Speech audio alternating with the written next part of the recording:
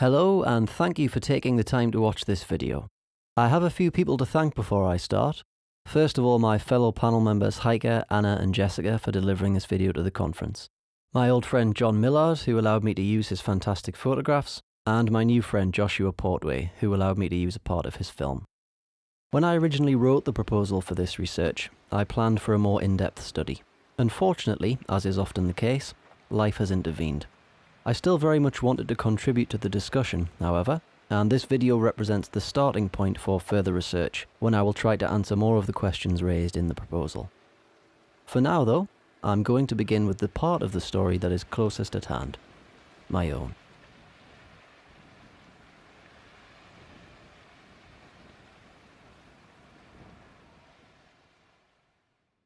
I grew up in Tynemouth, a small village in the northeast of England. For the first 25 years of my life, this was my street. A walk to the north end of the street gives expansive views of the sea.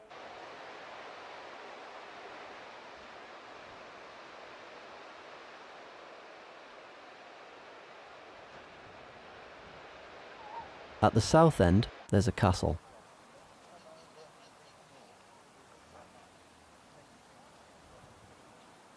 It's a magical place to grow up, full of adventure.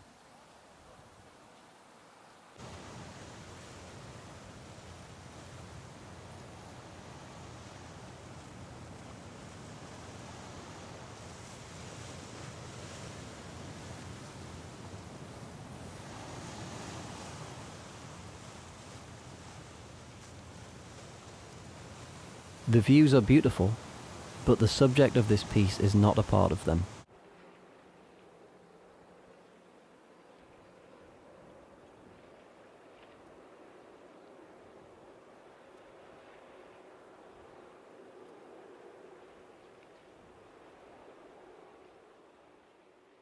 Due to its geographical location on the northeast coast, Tynemouth is susceptible to sea fret. The fog, heavy storms and these rocks, known as the Black Middens, have all contributed to an unfortunate history of shipwrecks in this area of the River Tyne. In November 1864, 5 ships sank here within 3 days. 34 lives were lost within sight of the shore.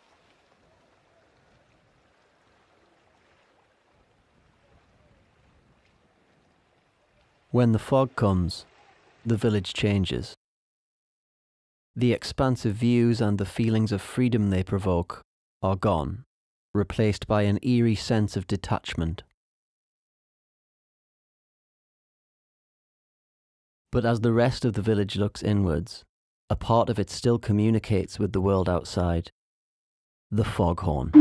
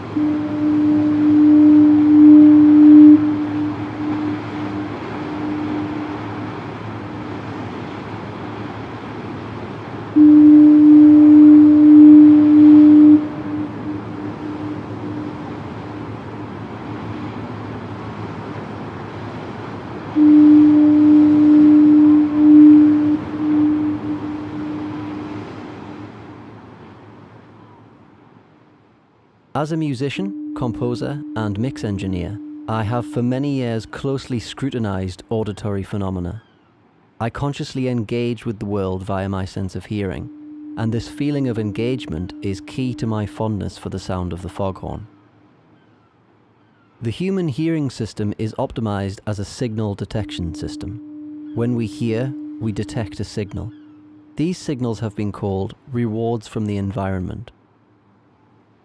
As visibility decreases, audible rewards increase in value, in them we sense the presence of an other, something uniquely not us.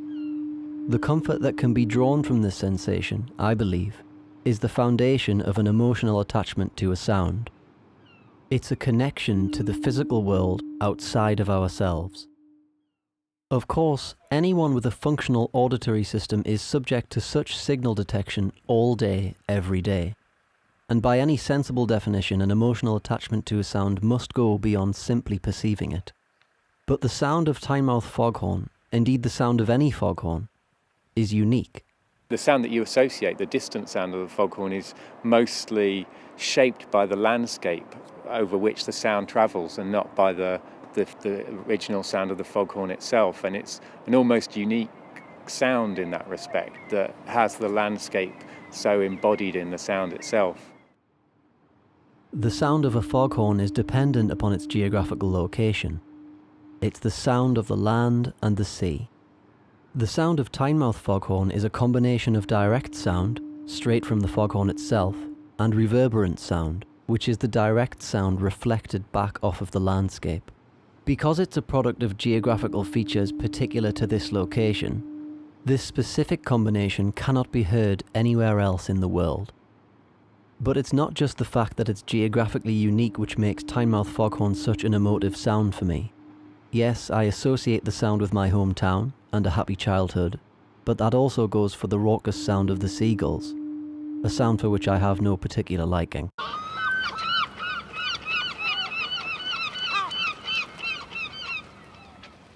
My relationship with the sound of the foghorn goes beyond what has been described as a passionate attachment to the place of my childhood. It's been said that when we perceive a sound, real-world context aids us in considering it as representing something meaningful or emotional. In a real-world context, the sound of the foghorn represents knowledge of many things. That altruistic behaviour exists. The sound warns against possible dangers. That countless others before me have heard and possibly felt the same. A connection to history similar to that felt by people who tread paths that have existed for centuries. That the landscape remains intact, unchanged, and as I remember it.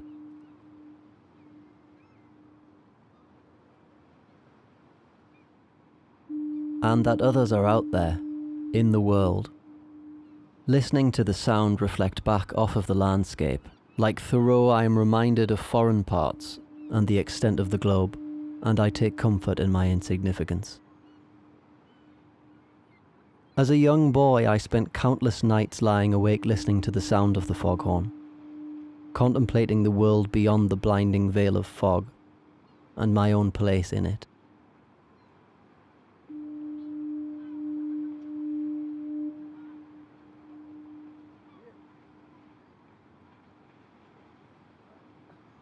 The sound is knowledge of the landscape.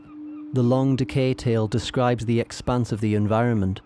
Perception of such expanse in nature has been said to draw out feelings of internal spaciousness that were described using terms such as freedom. There are echoes here of the use of in-ear headphones, giving a feeling of infinite headspace, charged by music. To some, the foghorn is static, unmusical, an annoyance. But not to me. Upon hearing the foghorn, my emotions are stirred by its socio-spatial context. Through auditory perception that goes beyond standard spatial processing, I am simultaneously emotionally and spatially engaged. Like the roar of Godzilla, or the horn blast of the tripods in the War of the Worlds, the sound, almost overwhelmingly large, connects me to a huge physical space. The sound travels far, but returns quickly with news from the outside world. It's all right. It's still there. Designed to benefit those at sea, the foghorn can also bring comfort to those standing at the shore.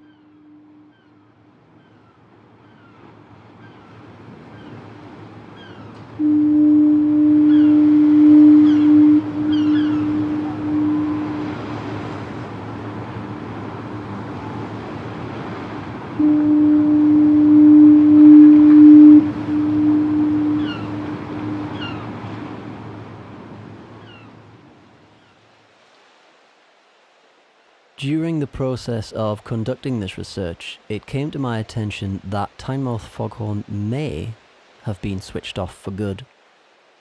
Despite contacting the Port of Tyne authority, I am yet to receive a definitive answer on this. There is one way to be sure though. The fog will return, and I'll be listening.